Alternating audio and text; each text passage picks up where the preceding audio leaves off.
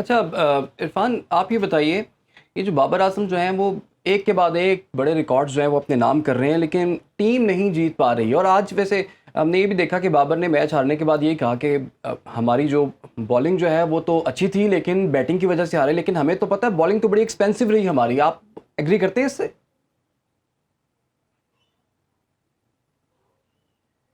जाहिर से माद आया था और उससे पहले आप ठीक कह रहे हैं, बाबर ने यही बात की थी। हम्म। और शादाब के वाले से भी जब बात हुई अगले दिन तो उन्होंने कहा कि वो मेरा मैच विनर है।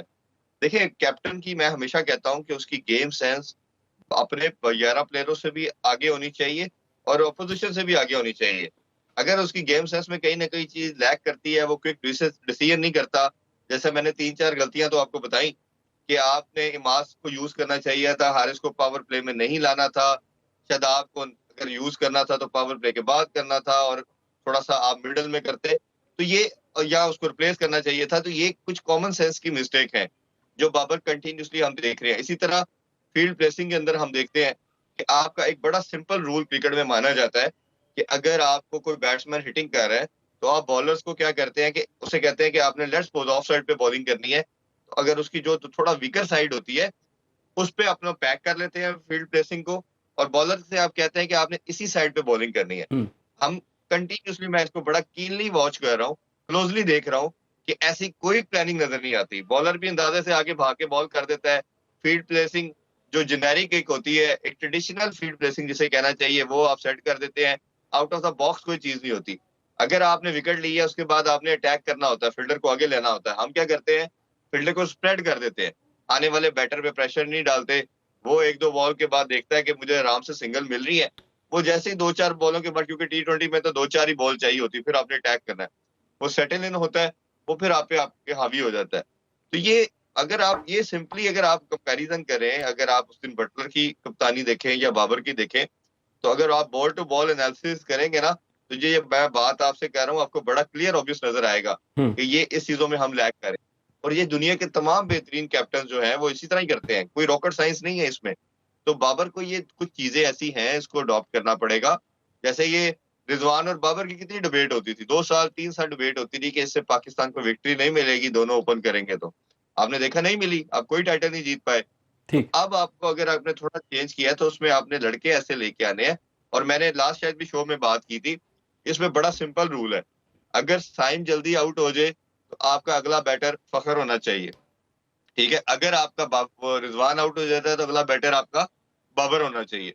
ये इसमें ये मैंडेटरी नहीं है कि आपने जो स्क्रिप्ट लिखा हुआ है हमने उसके अकॉर्डिंगली चलना है। राइट। बाबर क्या करता है, बाबर स्क्रिप्ट के अकॉर्डिंगली कप्तानी करता है। ये माइंडसेट हमें पहले पास में मिसबाह हक का भी नजर आता था।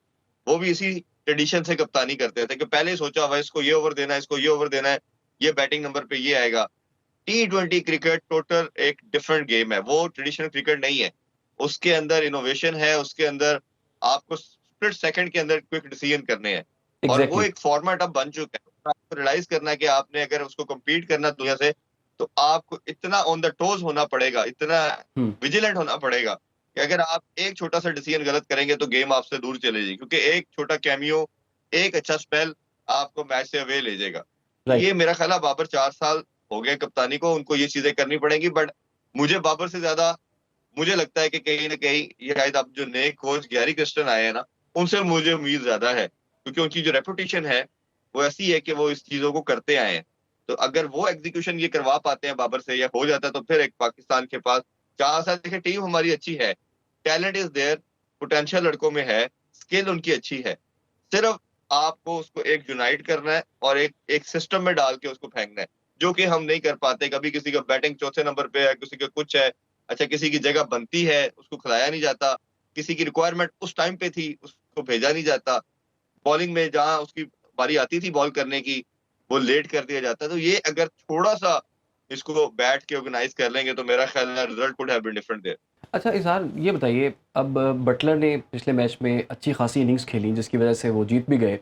आज वो मैच नहीं खेल रहे, तो आपको लगता है कि उसका कुछ इम्पैक्ट होगा और पाकिस्तान के लिए कुछ आसानियां होंगी? बटलर के बगैर टीम कैसी है इंग्लैंड की? देखिए, इंग्लैंड की टीम जिस तरह की है, उनका ना सिर्फ प्लेइंग 11 बहुत स्ट्रॉन्ग है, उनका स्क्वाड भी बहुत स्ट्रॉन्ग है। अगर बटलर नहीं भी खेलेंगे तो जो उनकी रिप्लेसमेंट है वो बहुत अच्छी होगी। मोइन जो सुनने में आ रहा है कि मोइन तो कैप्टनसी करेंगे, लेकिन वो अपना थोड़ा लाइनअप चेंज करेंगे और जॉनी बेस्टो को प्रमोट करेंगे, विल जैक्स को प्रमोट करेंगे और सैम करन को लेके आएंगे। सैम करन ऑलराउंडर है, लेफ्ट हैंड बॉलिंग करते हैं और बैटिंग भी बड़ी धुआंधार किस्म की बैटिंग करते हैं। तो सैम करन का आने से, बटलर के जाने से टीम उनकी बिल्कुल भी कमज़ोर नहीं होगी और इतनी इक्वली कम्पेटिटिव होगी। तो उससे पाकिस्तान को तो ये नहीं उम्मीद होनी चाहिए कि आसानी हो, लेकिन फिर भी कहीं ना कहीं एक जो कैप्टनसी की, जिस तरह अगर बाबर ना खेलें तो पाकिस्तान को तो हिट होता है, तो कहीं ना कहीं जो लीडरशिप है उसका इम्पैक्ट तो होता है। तो पाकिस्तान के लिए मैच बहुत इंपॉर्टेंट है। इंपॉर्टेंट इसलिए है कि 2 मैचेस रह गए हैं वर्ल्ड कप से पहले। आपने अभी भी एक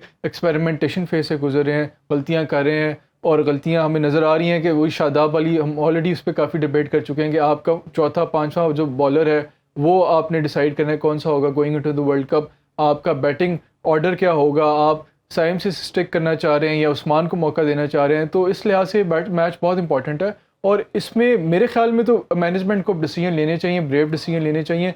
इसको जो अच्छी चीज़ लगी है कि लास्ट मैच में जिस तरह कई दफ़ा बात करते हैं, पहले भी बात करते हैं कि आप अटैकिंग अप्रोच रखें, आप एम रखें कि 200 आपने हिट करना है, तो उस अप्रोच के साथ बैटिंग हमें नज़र आ रही थी, तो विकेट्स थी, हमने सारा कुछ किया। तो ये जो है, इन चीज़ों पे अगर हम काम करेंगे, चाहे उस्मान को मौका देंगे, शादाब की या रिप्लेसमेंट लेके आएंगे, तो हम उम्मीद कर सकते हैं कि आज के मैच में बेहतर परफॉर्मेंस होगी। खेलों से रिलेटेड तमाम अहम खबरें और अपडेट जानने के लिए सुनो न्यूज़ के यूट्यूब चैनल को भी सब्सक्राइब करें और बेल आइकन को क्लिक करना मत भूलिएगा।